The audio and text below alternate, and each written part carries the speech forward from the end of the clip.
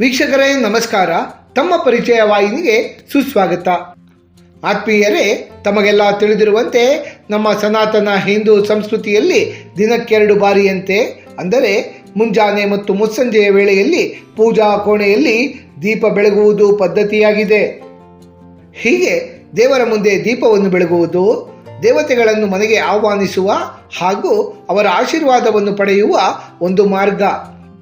ಅಷ್ಟೇ ಅಲ್ಲದೆ ದೇವರ ಮುಂದೆ ದೀಪವನ್ನು ಬೆಳಗುವುದರಿಂದ ಮನೆಯಲ್ಲಿರುವಂತಹ ನಕಾರಾತ್ಮಕ ಶಕ್ತಿಗಳೆಲ್ಲ ದೂರಾಗುತ್ತವೆ.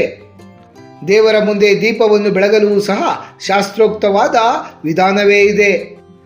ದೇವರ ಮುಂದೆ ಬೆಳಗುವಂತಹ ದೀಪದ ಲೋಹ ಯಾವುದಾಗಿರಬೇಕು, ಯಾವ ದಿಕ್ಕಿಗೆ ದೀಪವನ್ನು ಮುಖ ಮಾಡಿರಬೇಕು ಮತ್ತು ದೀಪವನ್ನು ಬೆಳಗುವಾಗ ಯಾವ ತೈಲವನ್ನು ಬಳಕೆ ಮಾಡಬೇಕು ಎಂಬ ಕೆಲವು ಅಂಶಗಳು ನಮ್ಮ ಮನೆಯ ಸುಖ ಸಮೃದ್ಧಿಯ ಮೇಲೆ ಪ್ರಭಾವವನ್ನು ಬೀರುತ್ತವೆ. ನಮ್ಮ ಈ ದಿನದ ಸಂಚಿಕೆಯಲ್ಲಿ ದೇವರ ಮುಂದೆ ದೀಪವನ್ನು ಬೆಳಗುವಾಗ ನಾವು ಪಾಲಿಸಬೇಕಾಗಿರುವಂತಹ ನಿಯಮಾವಳಿಗಳ ಬಗ್ಗೆ ಸಮಗ್ರ ಮಾಹಿತಿಯನ್ನು ತಿಳಿದುಕೊಳ್ಳೋಣ. ದೇವರ ಮುಂದೆ ದೀಪವನ್ನು ಬೆಳಗುವಾಗ ಪಾಲಿಸಬೇಕಾಗಿರುವ ನಿಯಮಗಳು. ಮೊದಲನೆಯದಾಗಿ, ದೇವರ ಮುಂದೆ ದೀಪವನ್ನು ಬೆಳಗಲು ಚಿನ್ನ, ಬೆಳ್ಳಿ, ತಾಮ್ರ ಅಥವಾ ಹಿತ್ತಾಳೆಯ ದೀಪಗಳು ಅತ್ಯಂತ ಶ್ರೇಷ್ಠವೆನಿಸಿಕೊಳ್ಳುತ್ತವೆ. ದೇವರ ಮುಂದೆ 2 ದೀಪಗಳನ್ನು ಬೆಳಗುವುದು ಬಹಳ ಶ್ರೇಷ್ಠ. ಇದು ಮನೆಯಲ್ಲಿ ಸಮತೋಲನ ಹಾಗೂ ಮಂಗಳಕರ ವಾತಾವರಣವನ್ನು ಸೃಷ್ಟಿಸುತ್ತದೆ. ದೇವರ ಮುಂದೆ ಬೆಳಗುವ ದೀಪ ಆದಷ್ಟು ಶುದ್ಧವಾಗಿರಬೇಕು. ದೀಪಗಳನ್ನು ಪ್ರತಿನಿತ್ಯವೂ ಅಥವಾ ಕನಿಷ್ಠ ವಾರಕ್ಕೊಮ್ಮೆಯಾದರೂ ಹುಣಸೆ ಹಣ್ಣು ಅಥವಾ ಪೀತಾಂಬರಿ ಪುಡಿಯಿಂದ ಶುಭ್ರವಾಗಿ ತೊಳೆಯಬೇಕು. ದೀಪವು ಚಿನ್ನದಂತೆ ಹೊಳೆಯುತ್ತಲಿದ್ದರೆ ಅದು ಮನೆಯಲ್ಲೆಲ್ಲ ಸಕಾರಾತ್ಮಕತೆಯನ್ನು ವೃದ್ಧಿ ಮಾಡುತ್ತದೆ. ದೀಪದ ಮೇಲ್ಭಾಗದಲ್ಲಿ ಜ್ವಾಲೆಯಿಂದ ಉಂಟಾಗುವ ಕಪ್ಪು ಕಲೆಯನ್ನು ಪ್ರತಿನಿತ್ಯವೂ ತೆಗೆಯಬೇಕು. ಕಪ್ಪು ಕಲೆ ತುಂಬಿದ ದೀಪವನ್ನು ಬೆಳಗುವುದು ದಾರಿದ್ರ್ಯಕ್ಕೆ ಕಾರಣವಾಗುತ್ತದೆ. ಹಿಂದಿನ ದಿನ ದೀಪವನ್ನು ಉರಿಸಲು ಉಪಯೋಗ ಮಾಡಿದ ಬತ್ತಿಯ ಮೇಲೆಯೇ ಮತ್ತೆ ದೀಪವನ್ನು ಬೆಳಗುವುದು ಅಶುಭ. ಪ್ರತಿನಿತ್ಯವೂ ದೀಪಗಳನ್ನು ಬೆಳಗಲು ಹೊಸ ಬತ್ತಿಯನ್ನೇ ಉಪಯೋಗ ಮಾಡಬೇಕು.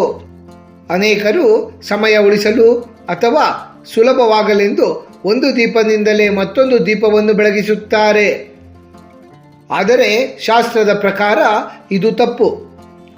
ಒಂದು ದೀಪದಿಂದ ಮತ್ತೊಂದು ದೀಪವನ್ನು ಹಚ್ಚಲೇಬಾರದು. ಪ್ರತಿ ದೀಪವೂ ಸಹ ತನ್ನದೇ ಆದ ದೈವಿಕ ಶಕ್ತಿಯನ್ನು ಹೊಂದಿರುತ್ತದೆ. ಒಂದು ದೀಪದಿಂದ ಮತ್ತೊಂದು ದೀಪವನ್ನು ಬೆಳಗಿದರೆ ಮೊದಲ ದೀಪದ ಶಕ್ತಿ ವಿಭಜನೆಯಾಗುತ್ತದೆ.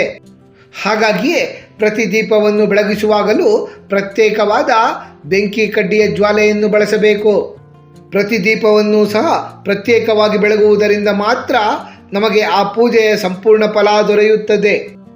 ದೇವರ ಮುಂದಿನ ದೀಪವನ್ನು ಅತಿಯಾದ ಜ್ವಾಲೆಯಿಂದ ಧಗಧಗನೆ ಉರಿಸಬಾರದು. ಹೀಗೆ ಉರಿದರೆ ಇದು ಮನೆಯಲ್ಲಿ ಅಶಾಂತಿಗೆ ಕಾರಣವಾಗುತ್ತದೆ. ಹಾಗಾಗಿಯೇ ದೀಪವನ್ನು ಯಾವಾಗಲೂ ಮಂದಗತಿಯಲ್ಲಿ, ಅಂದರೆ ಕಡಿಮೆ ಉರಿಯಲ್ಲಿಯೇ ಶಾಂತವಾಗಿ ಉರಿಸಬೇಕು. ದೀಪ ಯಾವಾಗಲೂ ಮೇಲ್ಮುಖವಾಗಿ ಉರಿಯಬೇಕು.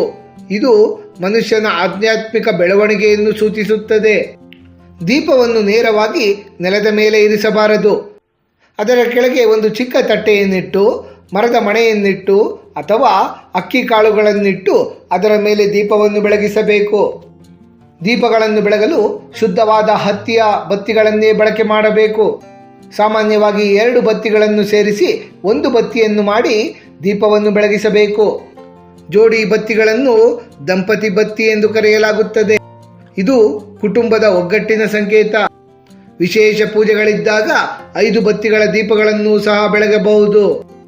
ಗೋವಿನ ತುಪ್ಪದ ದೀಪ ಅತ್ಯಂತ ಶ್ರೇಷ್ಠ. ಎಣ್ಣೆಯನ್ನು ಬಳಕೆ ಮಾಡುವುದಾದರೆ ಎಳ್ಳೆಣ್ಣೆಯನ್ನು ಬಳಕೆ ಮಾಡಬೇಕು. ಅಡುಗೆಗೆ ಬಳಸುವಂತಹ ಕಡಲೆಕಾಯಿ ಎಣ್ಣೆಯನ್ನು ಬಳಸಲೇಬಾರದು. ದೀಪದ ಎಣ್ಣೆ ಮಲಿನವಾಗಿದ್ದಲ್ಲಿ ಮನೆಯಲ್ಲಿ ಇರುವವರಿಗೆ ರೋಗಬಾಧೆ ಕಾಣಿಸುತ್ತದೆ. ಆದ್ದರಿಂದಲೇ ದೀಪಕ್ಕಾಗಿ ಬಳಸುವಂತಹ ಎಣ್ಣೆ ಶುದ್ಧವಾಗಿರಬೇಕು. ದೀಪದ ಸ್ತಂಭಗಳೆರಡೂ ಒಂದೇ ಸಮನಾಗಿರಬೇಕು. ಒಂದು ಚಿಕ್ಕದಾಗಿ ಮತ್ತೊಂದು ದೊಡ್ಡದಾಗಿ ಇರಲೇಬಾರದು. ಹೀಗೆ ಇದ್ದರೆ ಆ ಮನೆಯಲ್ಲಿ ಗಂಡ ಹೆಂಡತಿಯ ಹೊಂದಾಣಿಕೆ ಇರುವುದಿಲ್ಲ. ಮಕ್ಕಳು ದಾರಿ ತಪ್ಪುತ್ತಾರೆ. ದೇವರ ಮುಂದೆ ದೀಪಗಳನ್ನು ಬೆಳಗಿಸುವಾಗಲೂ ಸಹ ಬೆಳಗಿಸುವಂತಹ ದಿಕ್ಕೂ ಸಹ ಬಹಳ ಮುಖ್ಯವಾಗಿರುತ್ತದೆ. ದೀಪದ ಬತ್ತಿ ಯಾವ ಕಡೆ ಮುಖ ಮಾಡಿದೆ ಎಂಬುದರ ಮೇಲೆ ನಾವು ಪಡೆಯುವಂತಹ ಫಲ ಅವಲಂಬಿತವಾಗಿರುತ್ತದೆ. ದೀಪದ ಮುಖವನ್ನು ಪೂರ್ವ ದಿಕ್ಕಿಗೆ ಇಟ್ಟು ದೀಪವನ್ನು ಬೆಳಗಿಸುವುದು ಅತಿ ಶ್ರೇಷ್ಠ. ಇದು ಆರೋಗ್ಯ, ಜ್ಞಾನ ಮತ್ತು ದೀರ್ಘಾಯುಷ್ಯವನ್ನು ತಂದುಕೊಡುತ್ತದೆ. ಉತ್ತರ ದಿಕ್ಕಿನತ್ತ ದೀಪದ ಮುಖವಿದ್ದಲ್ಲಿ ಅದು ಸಂಪತ್ತು ಹಾಗೂ ಲಕ್ಷ್ಮಿಯ ಕೃಪೆಗೆ ಕಾರಣವಾಗುತ್ತದೆ. ಪಶ್ಚಿಮ ದಿಕ್ಕಿಗೆ ಮುಖ ಮಾಡಿ ದೀಪವನ್ನು ಬೆಳಗಿದರೆ ಮನೆಯಲ್ಲಿನ ಸಾಲಬಾಧೆ ನಿವಾರಣೆಯಾಗುತ್ತದೆ. ಆದರೆ ದೇವರ ಮುಂದೆ ದಕ್ಷಿಣ ದಿಕ್ಕಿಗೆ ಮುಖ ಮಾಡಿ ದೀಪವನ್ನು ಬೆಳಗಲೇಬಾರದು. ಇದು ಅಶುಭವೆಂದು ಪರಿಗಣಿಸಲ್ಪಡುತ್ತದೆ. ಆತ್ಮೀಯರೇ, ನಾವು ದೇವರ ಮುಂದೆ ಬೆಳಗುವಂತಹ ದೀಪದ ಕುರಿತಾಗಿ ಸಮಗ್ರ ಮಾಹಿತಿಯನ್ನು ತಿಳಿದುಕೊಂಡ ನಮಗೆಲ್ಲರಿಗೂ ಆ ಭಗವಂತನ ಕೃಪಾ ಕಟಾಕ್ಷ ಸದಾಕಾಲ ಇರಲೆಂದು ಕೋರಿಕೊಳ್ಳುತ್ತಾ ಈ ದಿನದ ಸಂಚಿಕೆಯನ್ನು ಮುಗಿಸುತ್ತಲಿದ್ದೇವೆ. ವೀಕ್ಷಕರೇ, ನಿಮಗೆ ಈ ವಿಡಿಯೋ ಇಷ್ಟವಾಗಿದ್ದಲ್ಲಿ ಲೈಕ್ ಮಾಡಿ, ಶೇರ್ ಮಾಡಿ ಮತ್ತು ಸಬ್ಸ್ಕ್ರೈಬ್ ಮಾಡಿ ಹಾಗೂ ಬೆಲ್ ಬಟನ್ ಒತ್ತುವುದನ್ನು ಮರೆಯಬೇಡಿ.